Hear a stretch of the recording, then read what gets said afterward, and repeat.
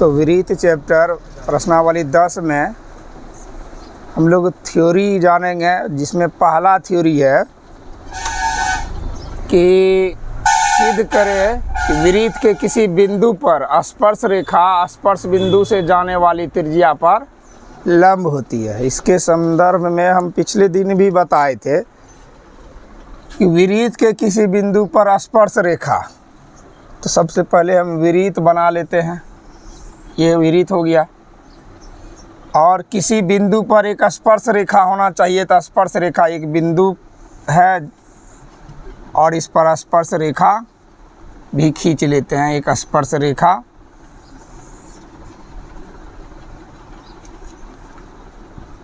ये ओ केंद्र वाला विरीत है,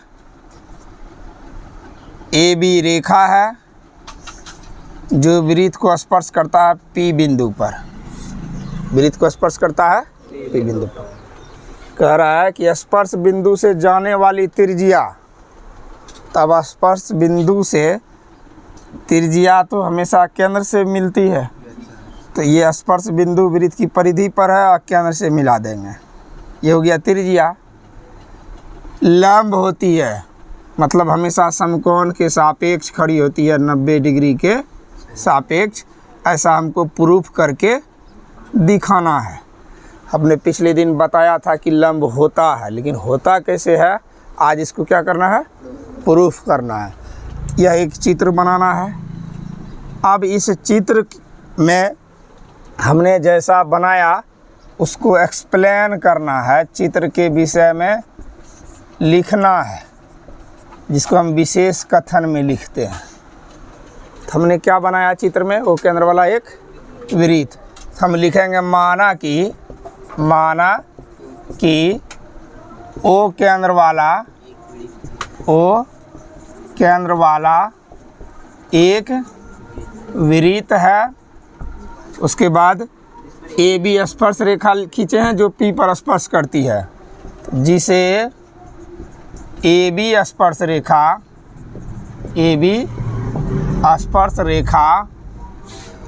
पी बिंदु पर स्पर्श करती है। पी बिंदु पर स्पर्श करती है। उसके बाद क्या किए हैं, तथा स्पर्श बिंदु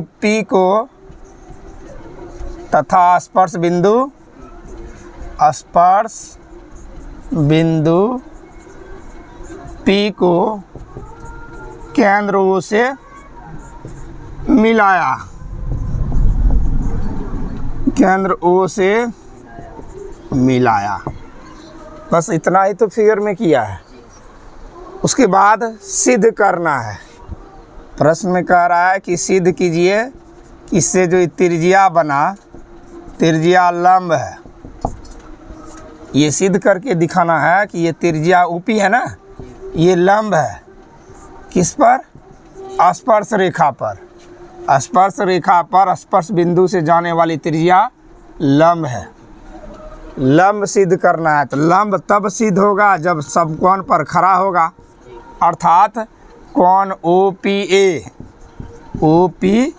ए बराबर कोण OPB।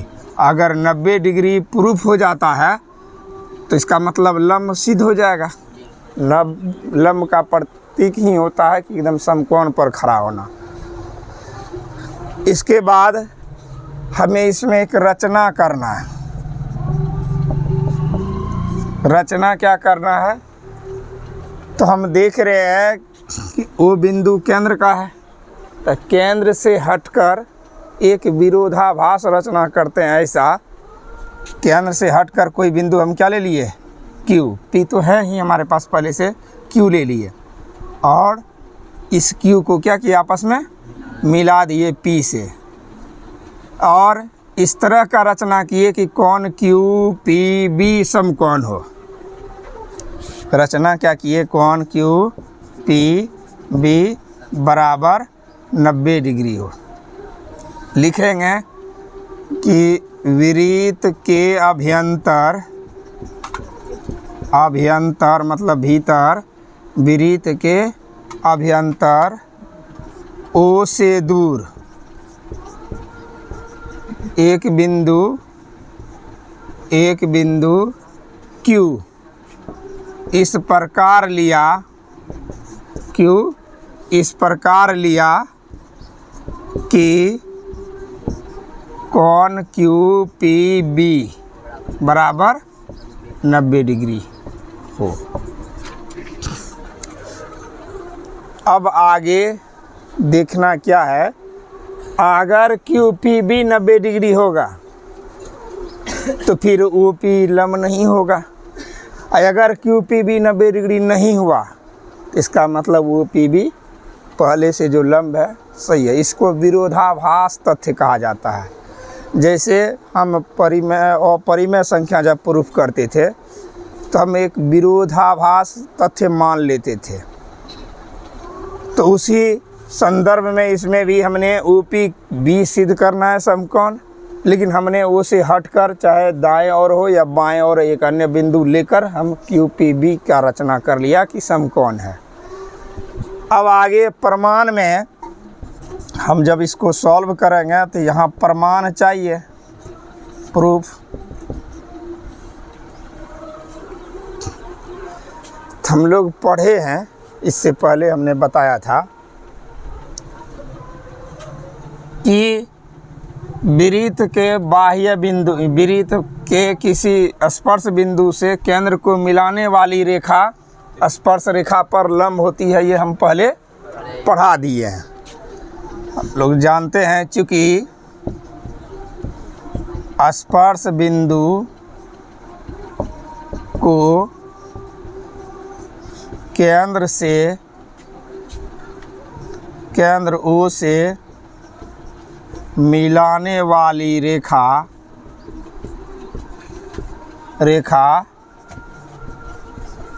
स्पर्श रेखा पर लंब होती है,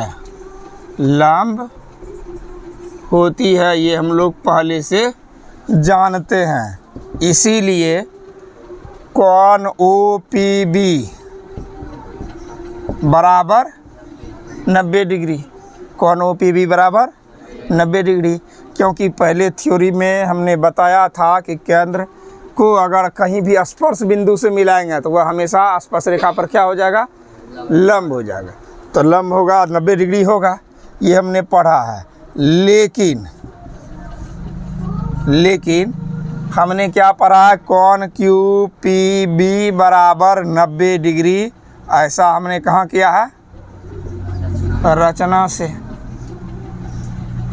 अब देख रहे हैं कि एक पक्ष दोनों आपस में क्या है, बराबर है। तो एक पक्ष बराबर रहने के बाद तो दूसरा पक्ष भी बराबर होता है, यही तथ्य है। तो 90 के बराबर है, इसीलिए कोण OPB बराबर होना चाहिए कोण QP ना। जब हम पहले थ्योरी में पढ़ चुके थे ये 90 डिग्री है, ये रचना की 90, एक पक्ष बराबर है तो दूसरा बराबर होना चाहिए। किंतु देखते हैं, यह चित्र पर हम एक बार मार्कर चला के दिखा रहे हैं कि ये QPB है और ये OPB है। तो OPB ये वाला हिस्सा है और QPB ये वाला हिस्सा है। तो ऐसा लग रहा है कि OPB और QPB, तो QPB इसका टुकड़ा है, खंड है, एक भाग है ना, और OPB पूर्ण हिस्सा है। तो कभी भी पूर्ण हिस्सा खंड के बराबर होता है।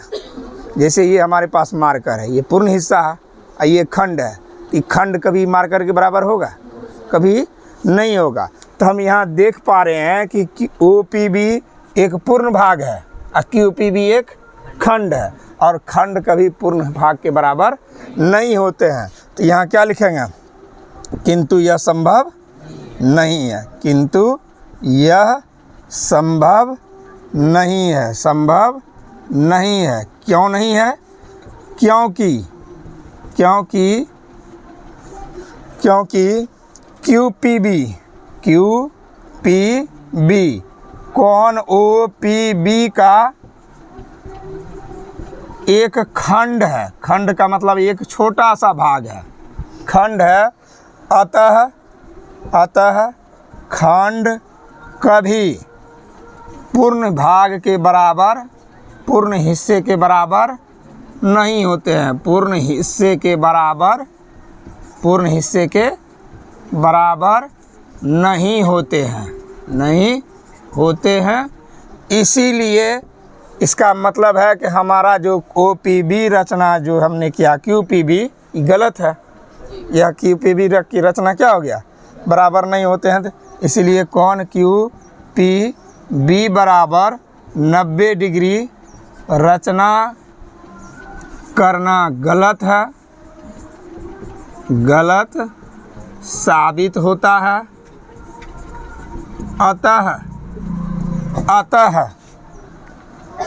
अतः कौन OPB, अतः कौन OPB समकोण होगा, OPB समकोण है। अर्थात जब OPB समकोण है इसका मतलब OP लंब AB हो है। यही हमारा हो गया इसका जवाब। किसी को दिक्कत? तो विरोधाभास तथ्य में अगर हमें गलतियां त्रुटिपूर्ण प्रूफ हुआ तो इसका मतलब है पूर्व का तथ्य ही सही था, जब हमने जो माना वह गलत हो गया तो पहले से सही है। तो यही इस थ्योरी का सार है। इसको परीक्षा में पूछा जाता है, इसको रिवीजन कर लें। पर मैं 10.2 पेज नंबर 233 में स्पर्श रेखा की लंबाई के संबंध में थ्योरी है कि सिद्ध करे कि किसी बाह्य बिंदु से वृत्त पर खींची गई स्पर्श रेखाओं की लंबाई बराबर होती है। जो कथन पहले दिखा भी दिया है, समझा भी दिया है कि स्पर्श रेखा जब भी किसी बाह्य बिंदु से खींचा जाए तो एक बाह्य बिंदु से दो स्पर्श रेखाएं खींची जाती है और ये दोनों स्पर्श रेखाएं सदैव आपस में क्या होती है, बराबर होती है। तो आज इसे प्रूफ करके भी देखना है कि सही में ये स्पर्श रेखा की लंबाई बराबर कैसे होती है। तो इसके लिए हम एक वृत्त की रचना कर लेते हैं। एक वृत्त है, उसके बाद बाहर एक बिंदु है, वृत्त के बाहर एक बिंदु P है और वृत्त O के अंदर वाला एक वृत्त है। इस बाह्य बिंदु से एक बिंदु से कितनी स्पर्श रेखाएं खींची जा सकती है? 2। पहले से हम लोग जानते हैं कि एक बिंदु से 2 स्पर्श रेखाएं खींची जा सकती है। तो स्पर्श रेखाएं इस तरह से खींचेंगे जो वृत्त को केवल स्पर्श करते हुए गुजरे। ये रेखा है जो वृत्त को स्पर्श कर रहा है A बिंदु पर। उसके बाद ये है PB, ये कर रहा है B बिंदु पर। तो ये स्पर्श रेखा PA और PB की लंबाई बराबर होती है। इसे हमको क्या करना है, प्रूफ करना है। तो इसके संदर्भ में हम पहले एक्सप्लेन करते हैं। विशेष कथन में हम लिखेंगे, विशेष कथन में सिद्ध करने से पहले हम फिगर का एक्सप्लेन अपने भाव में शब्दों में करेंगे। तो क्या है हमारा प्रश्न में चित्र कैसा है?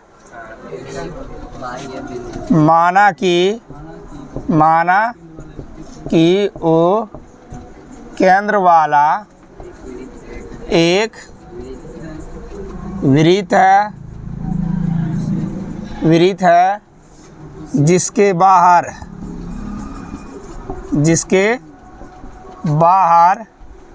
स्थित कोई बिंदु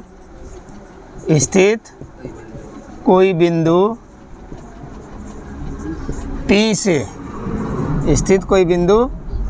से वृत्त पर स्पर्श रेखाएं क्रमशः PA एवं PB खींची गई है। तो चित्र में हमने स्पष्ट बनाया कि वो केंद्र वाला एक वृत्त है, वृत्त के बाहर कोई बिंदु P है। इस P बिंदु से वृत्त पर स्पर्श रेखा PA एवं PB। स्पर्श रेखा जब भी खींचा जाए तो उसको बाहर तक खींच लेंगे ताकि वह स्पष्ट से दिखे कि केवल एक बिंदु पर प्रतिच्छेद कर रहा है। अगर 2 बिंदु पर कहीं काट रहा है तो वह स्पर्श रेखा नहीं, छेदक रेखा हो जाएगा। अब आगे इसमें सिद्ध करना है तो हमारा कथन होगा सिद्ध करना है PA बराबर PB। सिद्ध करना है स्पर्श रेखा की लंबाई बराबर होती है, स्पर्श रेखा की लंबाई बराबर होती है, बराबर होती है।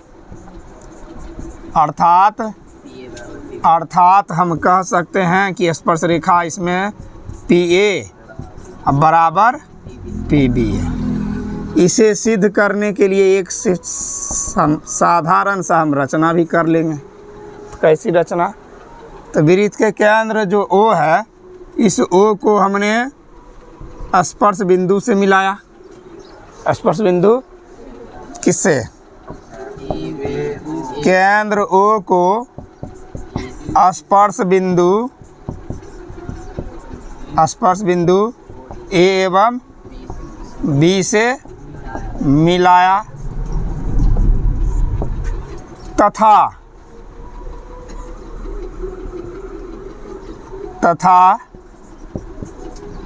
OP को भी मिलाया, OP को भी मिलाया। कहने का अर्थ ये हो गया, इस शॉर्ट में भी लिख सकते हैं हम कि बस वृत्त के केंद्र O को OA, OB और OP से मिला दिया। तीनों बिंदु से हम इनको मिला दिए। अब प्रमाण में हम देख रहे हैं कि इस तीनों बिंदुओं को मिलाने से दो त्रिभुज की रचना हो गई। और ये दोनों त्रिभुज का नाम अगर दें तो PAO और PBO। त्रिभुज PAO एवं त्रिभुज PBO, ये दो त्रिभुज बन रहे हैं, नहीं बन रहा? PAO और PBO, इन दोनों त्रिभुज को सर्वांगसम करेंगे तो ऑटोमेटिक है भुजा भुजा के बराबर, कौन कौन के बराबर होंगे। लेकिन सर्वांगसम करते समय यह ध्यान में रहे कि जो भुजा प्रूफ करना है PA बराबर PB, उसे प्रमाण में सबूत के तौर पर नहीं रखना है, उसके अलावे रखना है। तो उसके अलावे कहने का मतलब PA और PB तो हमको प्रूफ करना है, इसलिए PA और PB को छोड़ देते हैं अभी। बाकी भुजा से तो स्पष्ट है कि OA और OB बराबर होंगे। क्यों बराबर होंगे, इसका तो कुछ रीज़न होगा। OA बराबर OB क्यों बराबर होगा? क्योंकि वृत्त की त्रिज्या है, वृत्त की त्रिज्याएँ आपस में हमेशा बराबर होती है। कोई दिक्कत? OP बराबर OP बराबर OP क्यों? एक ही भुजा है जो दोनों त्रिभुज को निर्माण करती है, तो उभयनिष्ठ है ना। और एक प्रमाण में हम कह सकते हैं कि कौन A आपस में B के बराबर है। कौन OAP बराबर कौन OBP। क्यों बराबर है? क्योंकि ये आपस में समकोण है। हम लोग पढ़े हैं कि स्पर्श बिंदु पर त्रिज्या लंब होती है, लंब समकोण बनाती है। अब ये तथ्य हमने तो पेश कर दिया, OB बराबर OB OA के बराबर है, कौन AB के बराबर है, OP OP के घनिष्ठ। तो किस तथ्य के साथ हम इसको सर्वांगसम कहेंगे? हम SAS नहीं कह सकते हैं, इसलिए कि SAS का अर्थ होता है कि भुजा और कोण। ध्यान से देखो, ये है हमारा त्रिभुज हमने जो बनाया है, इस तरह से बनाया, ये हमारा लंब है ना। तो SAS का मतलब होता है कि दोनों ओर भुजा और बीच का कोण। तो हमने क्या ये भुजा लिया था, दोनों भुजा के बीच का कोण, तो ये भुजा तो मैंने लिया केंद्र पर त्रिज्या वाला, ये तो स्पर्श रेखा तुमको प्रूफ करना है। तो फिर बीच में कोण कहाँ आया? तो हमारा SAS थ्योरी लागू नहीं हो। लागू कौन सा होगा? तो हम लोगों ने सर्वांग समता का एक RHS कसौटी भी पढ़े थे। अब कोई नाम अनजान सा लगता है, इसको हिंदी में हम कहते हैं समकोण कर्ण भुजा। समकोण कर्ण एक भुजा, मतलब समकोण होना ही चाहिए दो त्रिभुज। ये समकोण त्रिभुज के लिए स्पष्ट है। तो समकोण तो है 90 और 90, कोई दिक्कत? उसके बाद कर्ण बराबर होना चाहिए। तो हम देख रहे हैं समकोण के सामने दोनों आपस में क्या है? कर्ण OP है, OP OP के बराबर है ना। उसके बाद एक भुजा कोनों बराबर हो जाए, कर्ण के अलावे एक भुजा की बात कर रहा है, तो एक भुजा भले ही पी ए बराबर नहीं हुआ, वो ए तो एक भुजा ही ना वो भी, तो यह समकोण कर्ण भुजा प्रमेय से सर्वांग समता कसौटी से सर्वांग सम है, जिसे शॉर्ट में हम कहेंगे RHS सर्वांग समता। इसलिए लिखेंगे त्रिभुज PAO सर्वांग सम त्रिभुज PBO किस कसौटी से? RHS सर्वांग समता से, RHS सर्वांग समता से। अब यह त्रिभुज आपस में सर्वांग सम हो गया, तो सर्वांग सम त्रिभुज की भुजा भुजा के बराबर ना, इसीलिए PA बराबर PB, यही तो हमको प्रूव करना था। अर्थात स्पर्श रेखा की लंबाई बराबर होती है, अर्थात स्पर्श रेखा की लंबाई, स्पर्श रेखा की लंबाई बराबर होती है। यह प्रश्न, ये तथ्य परीक्षा की दृष्टि से बहुत इम्पोर्टेंट है। वस्तुनिष्ठ में भी पूछा जाता है, या सत्यापित करने के लिए आएगा तो 2 अंक में आता है। तो 2025 के बोर्ड के परीक्षा के लिए इम्पोर्टेंट घोषित कर दो इसे। तो प्रश्नावली 10.1 में कुछ वस्तुनिष्ठ सवाल है, जो कि थ्योरी पढ़ने के बाद अब लगभग छात्रों को ज्ञात हो चुका है इस बारे में कि एक वृत्त की कितनी स्पर्श रेखाएं हो सकती है। तो एक वृत्त की कितनी स्पर्श रेखाएं हो सकती है? अनगिनत। तो इसका जवाब हमारा अनगिनत होगा, या असंख्य भी कह सकते हैं, असंख्य। अनगिनत को असंख्य भी बोलते हैं। फिर उसी प्रकार 2 में भी वैसे ही प्रश्न पूछे गए हैं। 2 नंबर प्रश्न में कहा जा रहा है कि किसी वृत्त की स्पर्श रेखा उसे कितने बिंदु पर प्रतिच्छेद करती है। तो स्पर्श रेखा एक बिंदु पर प्रतिच्छेद करती है और छेदक रेखा 2 बिंदु पर। तो हमारा प्रश्न यहाँ पूछ रहा है कि स्पर्श रेखा कितने बिंदु पर? एक बिंदु पर। जब छेदक रेखा पूछा जाएगा तब 2 बिंदु पर प्रतिच्छेद करेगी। फिर दूसरा में कह रहा है कि वृत्त को 2 बिंदुओं पर प्रतिच्छेद करने वाली रेखा को क्या कहते हैं? अभी तुरंत बताएं कि जब 2 बिंदु पर प्रतिच्छेद करेगी तो छेदक रेखा, 1 बिंदु पर प्रतिच्छेद करेगी तो स्पर्श रेखा। फिर आगे तीसरा प्रश्न है कि एक वृत्त की डैश समांतर स्पर्श रेखाएं हो सकती है। तो हमने कहा कि एक वृत्त, जब बात एक वृत्त की आ जाए, एक वृत्त की, तो अगर एगो स्पर्श रेखा खींच लिए तो इसके हूबहू समांतर इसके जस्ट सामने में ही तो खींचा जाएगा ना, इसके सामने में ही खींचा जा सकता है। यही हो गया हमारा समांतर। अब आगे प्रयास करेंगे दूसरा, तो ये दोनों को कहीं ना कहीं प्रतिच्छेद कर देगा। तो कितने समांतर रेखा हो गए? 2।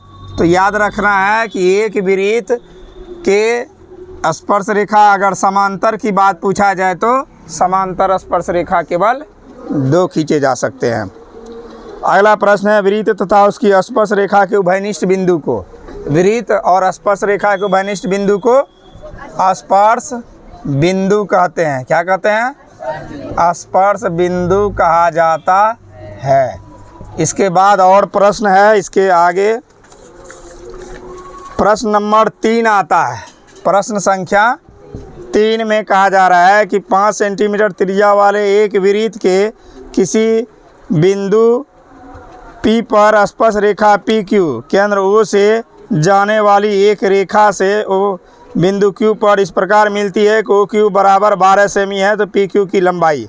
अब ध्यान दो, 5 सेंटीमीटर त्रिज्या वाला एक वृत्त खींच लेते हैं। तीसरा नंबर प्रश्न में कह रहा है 5 सेंटीमीटर त्रिज्या वाला एक वृत्त है। मान लिए ये हमारा त्रिज्या है और कितना है इसकी त्रिज्या?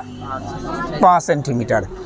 फिर आगे कह रहा है कि एक वृत्त के बिंदु P पर स्पर्श रेखा PQ, यानी ये बिंदु P है, इसको मान लिए P।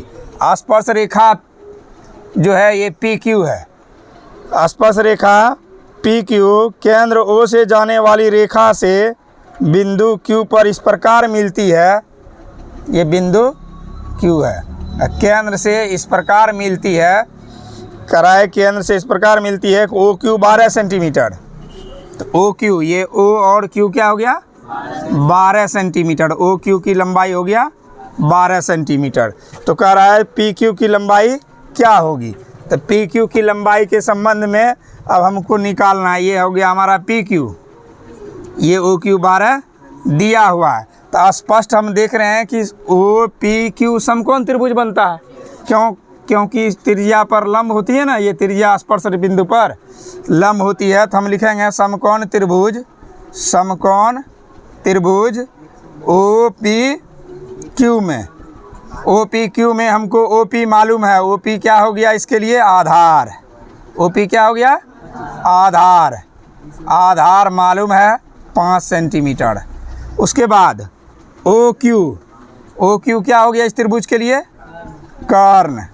कर्ण भी मालूम है। कर्ण कितना मालूम है, इसीलिए अब निकालना जो है ये हमारा पी क्यू लंब है। तो लंब का फॉर्मूला हम लोग पढ़े हैं, कर्ण स्क्वायर माइनस आधार स्क्वायर पर होल रूट। तो 12 का स्क्वायर 144, 5 का स्क्वायर 25 पर होल रूट आ गया जवाब में 119। तो यही रूट अंडर 119 विकल्प में है। ऑप्शन डी सही जवाब होगा। कहीं दिक्कत? तो ऐसे प्रश्न चित्र बनाकर भी हम समझ सकते हैं। फिर चौथा प्रश्न में कहा जा रहा है, इसमें एक वृत्त खींचिए और दो एक दी गई रेखा के समांतर दो ऐसी रेखाएं खींचिए कि उनमें से एक स्पर्श रेखा और दूसरी छेदक रेखा।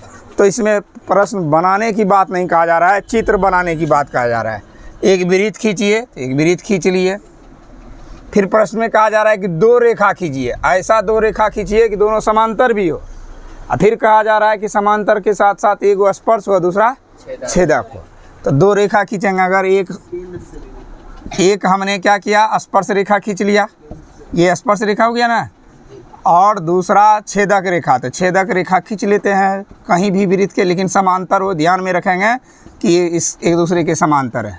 हो गया, दो रेखा खींचना था जिसमें एक स्पर्श कर रहा है, दूसरा प्रतिच्छेद कर रहा है दो बिंदु पर, और दोनों परस्पर आपस में समांतर भी है। बस इतना ही है इस चैप्टर में। तो प्रश्नावली 10.2 हम लोग पढ़ेंगे, जिसमें पहले कुछ प्रश्न हैं जो बहुविकल्पीय है, जिसके नीचे 4 उत्तर दिए गए हैं। प्रश्न का हल करके उनमें से एक विकल्प को चुनना है जो सही विकल्प है। तो प्रश्न संख्या 1 में कह रहा है कि एक बिंदु Q से एक वृत्त पर स्पर्श रेखा की लंबाई 24 सेमी है। एक बिंदु Q से वृत्त पर स्पर्श रेखा की लंबाई 24 सेंटीमीटर है। मान लो ये वृत्त है, ये वृत्त है, और इस वृत्त के किसी भी और कोई बिंदु हमने क्या ले लिया, Q ले लिया, और Q से वृत्त पर स्पर्श रेखा की लंबाई कितना है, 24। स्पर्श रेखा की लंबाई इन्हें बताया जा रहा है। प्रश्न में कह रहा है कि स्पर्श रेखा की लंबाई 24 है, तो ये भी 24 हो गया, ये भी 24 हो गया। फिर आगे कहा जा रहा है कि स्पर्श रेखा की लंबाई 24 तथा Q की केंद्र से दूरी 25 सेंटीमीटर है। ये वृत्त का केंद्र है, और केंद्र से हम मिला देते हैं दोनों रेखा को। केंद्र से इसकी दूरी 25 सेंटीमीटर है, 25। तो स्पर्श रेखा का नाम दे दिए QA और QB। नाम इसमें दिया हुआ नहीं था। Q से एक वृत्त पर स्पर्श रेखा की लंबाई नहीं है, नाम नहीं दिया हुआ, हमने दे दिया। तो प्रश्न में पूछा जा रहा है कि इस वृत्त की त्रिज्या कितनी होगी, इस वृत्त की त्रिज्या क्या है। अब देख रहे हैं कि त्रिभुज AOPQ या फिर QBO, दोनों समकोण त्रिभुज बन रहा है ना। तो समकोण त्रिभुज किसी एक में अगर बात करेंगे, समकोण त्रिभुज QAO में तो सामने की भुजा जो है कर्ण होता है, समकोण के सामने की भुजा कर्ण। तो कर्ण ही ना जानकारी है हमारे पास, कौन सी भुजा है कर्ण, QO जो मालूम है पहले से, और उसके बाद ये जो AQ मालूम है, AQ क्या हो जाएगा इसके लिए, लंब हो जाएगा। AQ लंब, जिसकी लंबाई है कितना, तो कर्ण लंब मालूम है, तो बचा क्या, आधार ही तो हमारा ओ ए है, ओ ए, जिसको हम लोग त्रिज्या भी कह सकते हैं। तो आधार बराबर फार्मूला क्या होता है? कर्ण स्क्वायर माइनस लंब स्क्वायर। 25 स्क्वायर 625 घटा 24 स्क्वायर 576 पर होल रूट 625 में 576 घटाएंगे 49 और 49 का वर्गमूल 7 सेंटीमीटर। तो यही 7 सेंटीमीटर आता है। क्या हो जाएगा ये? अतः वृत्त की त्रिज्या 7 सेंटीमीटर। विकल्प नंबर ए, यही हो गया जवाब। कोई दिक्कत?